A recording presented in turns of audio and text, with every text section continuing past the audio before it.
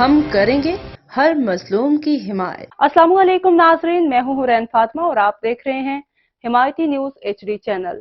نظر ڈالتے ہیں آج کی اہم خبر پر۔ اور بربریت کی انتہا ہو گئی، بے گناہ فلسطینیوں کی شہادتیں ہزاروں تک پہنچ گئیں، پوری دنیا خاموش تماشائی بنی ہوئی ہے۔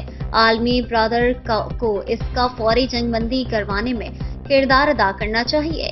عبدالرؤف قریشی کا کہنا تھا کہ دہشت گرد اسرائیل کئی روز سے نہتے فلسطینی مسلمانوں کا قتل عام کر رہا ہے اور 57 مسلم ممالک کے سربراہان کے پر اسرار خاموشی لمحہ فکریہ سے کم نہیں۔ قاتل اسرائیل ہاسپٹلوں اور مساجد پر پے در پے میزائل داغ رہا ہے اور عالمی دنیا صرف مذمتی قراردادیں پیش کر رہی ہے۔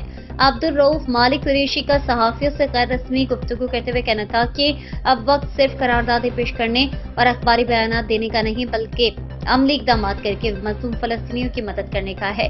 اسلامی ممالک کے سربراہان کو چاہیے کہ فوراً اجلاس طلب کر کے ایک مشترکہ اعلامیہ جاری کیا جائے جس سے دنیا کو یہ پیغام ملے کہ تمام مسلم ممالک فلسطین کے ساتھ کھڑے ہیں۔